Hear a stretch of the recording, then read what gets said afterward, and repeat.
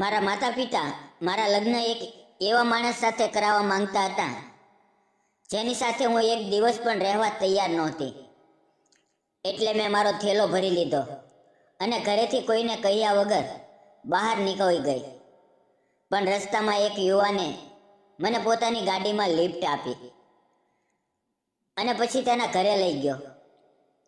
પછી એ રાત્રે મારી સાથે એવું થયું જે સાંભળીને તમે હસવું કે રડવું નક્કી નહીં કરી શકો. તો વાર્તા ખૂબ જ સુંદર છે મિત્રો, પૂરેપૂરી સાંભળજો. તો ચાલો વાર્તાની શરૂઆત કરીએ.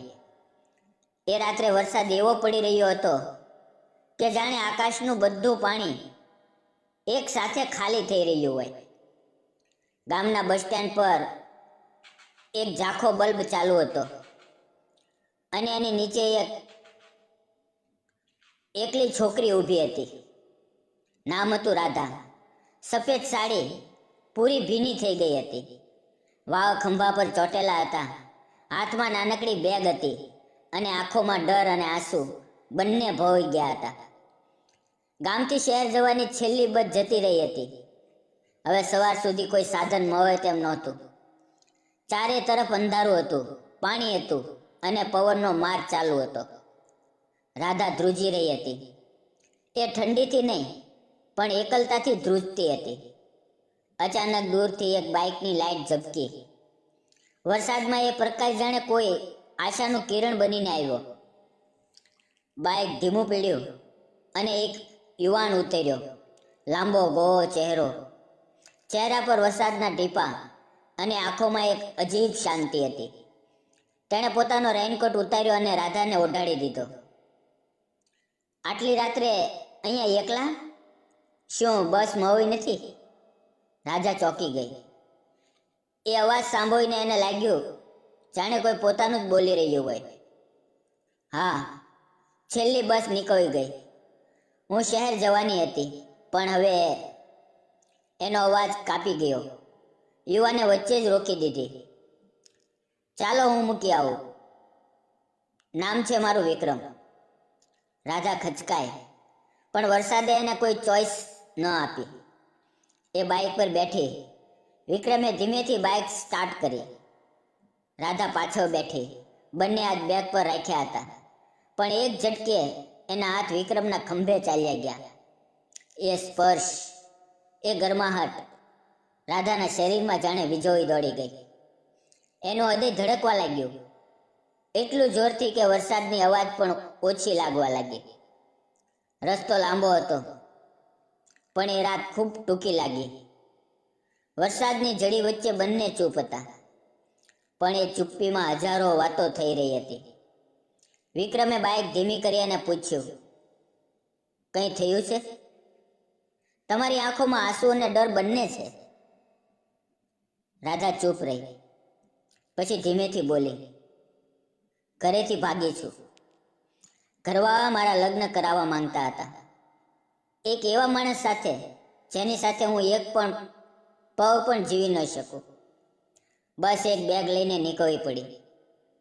ક્યાં જઈ શક એ પણ ખબર નથી. વિક્રમે બાઇક એક મોટા ઝાડ નીચે ઊભી રાખી. વરસાદ હજી પડી રહ્યો હતો. તેણે પોતાનો રેઇનકોટ રાધાને વધુ લપેટી દીધો અને કહ્યું, આજે મારી સાથે ચાલો. મારું ઘર નજીકમાં જ છે.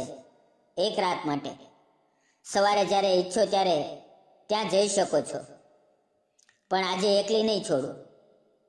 રાધા તેની સામે જોઈ રહી. એ આંખોમાં કોઈ ખોટી નજર નહોતી, ફક્ત એક સાચી ચિંતા હતી. એને લાગ્યું જાણે કોઈ પોતાનું જ બોલી રહ્યું હોય. એણે માથું હલાવ્યું. વિક્રમનું ઘર નાનું હતું. માટીની દિવાલો હતી, ટીનની છત હતી પણ અંદર એક અજીબ ગરમાહટ હતી. તેણે રાધાને ગરમ ચા આપી, જૂની સાડી આપી અને કપડાં બદલવાનું કહ્યું. રાધા બાથરૂમમાં ગઈ અને જ્યારે બહાર આવી ત્યારે વિક્રમ રસોઈમાં ઊભો હતો. ચૂપચાપ ખીચડી બનાવતો હતો. એના હાથની હલનચલન જોઈને રાધાને લાગ્યું કે આ માણસ કંઈક જુદું જ છે. રાતના 2 વાગ્યે બંને સામસામે બેઠા. ખીચડીની વાસ આખા ઘરમાં ફેલાઈ ગઈ હતી. વરસાદ હજી ધાંધલ ધાર પડી રહ્યો હતો. વિક્રમે પૂછ્યું, તમારું નામ? રાધા. રાધા? ખૂબ સુંદર નામ છે અને ખૂબ સુંદર છો તમે. રાધા શરમાઈ ગઈ. વર્ષોથી કોઈએ એને આટલી સાદગીથી સુંદર નહોતું કહ્યું. રાત ઊંડી થતી ગઈ. વિક્રમે ખાટલો રાધાને આપ્યો અને પોતે નીચે જમીન પર સૂઈ ગયો. રાધા ઊંઘી નહીં.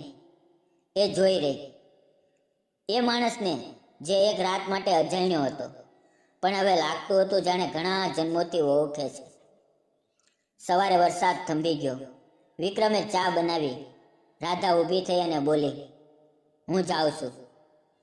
વિક્રમે ચૂપચાપ એક કાગળ આપ્યો. એમાં લખ્યું હતું, જો ક્યારેય કોઈ તકલીફ પડે, કોઈ ડર લાગે તો આ નંબર પર ફોન કરજે. હું હંમેશા હાજર રહીશ.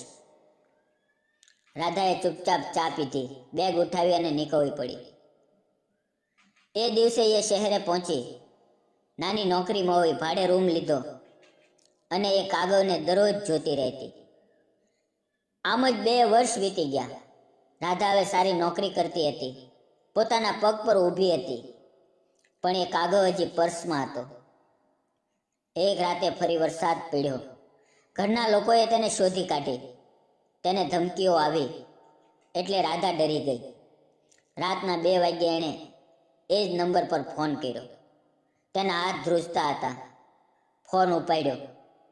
એ જ ગાઢ અવાજ, હેલો વિક્રમ. વિક્રમ, હું રાધા, યાદ છે? બીજી બાજુ 1 સેકન્ડની ચૂપ્પી અને પછી એટલો ખુશ અવાજ કે રાધાની આંખો ભરાઈ આવી. રાધા, તું ક્યાં છે? હું હમણાં જ આવું છું. અડધી રાતે વિક્રમ એના ઘરે પહોંચ્યો. રાધાને લઈને પોતાના ગામ પાછો લઈ ગયો. એ જ ઝૂંપડીમાં એ જ રેઇનકોટ હજી દિવાલ પર લટકતો હતો. રાધાએ પૂછ્યું, આટલા વર્ષે પણ તે મને યાદ રાખી? વિક્રમે ધીમેથી એનો હાથ પકડ્યો અને કહ્યું, એ રાતે જ્યારે તે મારા ખંભે હાથ રાખ્યો હતો ને, એ સ્પર્શે આજે પણ મારી છાતીમાં ધબકે છે. એ રાતથી જ હું તારી રાહ જોઈ રહ્યો છું. રાધા રડી પડી, પણ આ વખતે ખુશીના આંસુઓથી. અને એ જ વરસાદી રાતે બંને એકબીજાને ગળે વળગી પડ્યા. એક રાતનો સાથ આખી જિંદગીનો સાથ બની ગયો. આજે એ જ ઝૂંપડીમાં 2 નાનકડા બાળકો દોડે છે અને દર વર્ષે વરસાદ પડે ત્યારે રાધા અને વિક્રમ એ જ રેનકોટ ઓઢીને બહાર નીકળે છે. એકબીજાના હાથમાં હાથ નાખીને અને વરસાદને કહે છે, આભાર, તે અમને મેળવ્યા. દોસ્તો, પ્રેમ કોઈ મોટું ઘર કે મોટી ગાડી નથી. પ્રેમ તો એક વરસાદી રાતે એક અજાણ્યાના ખંભે હાથ મૂકી દેવામાં છે, અને એ હાથ કદી ન છોડવામાં છે. વાર્તા ગમી હોય તો દિલથી લાઈક કરજો, કોમેન્ટ કરજો, શેર કરજો અને ચેનલ સબસ્ક્રાઈબ કરવાનું ન ભૂલતા. કારણ કે એક વરસાદી રાત કોઈની જિંદગી બદલી શકે છે, તમારી પણ બદલી શકે છે. અને એક કોમેન્ટ, એક લાઈક મારી પણ બદલી શકે છે. તો જય હિન્દ મિત્રો, જય ગુજરાત.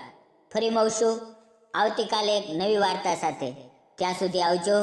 વિડીયો પૂરો જોવા બદલ આપ સૌનો ધન્યવાદ મિત્રો.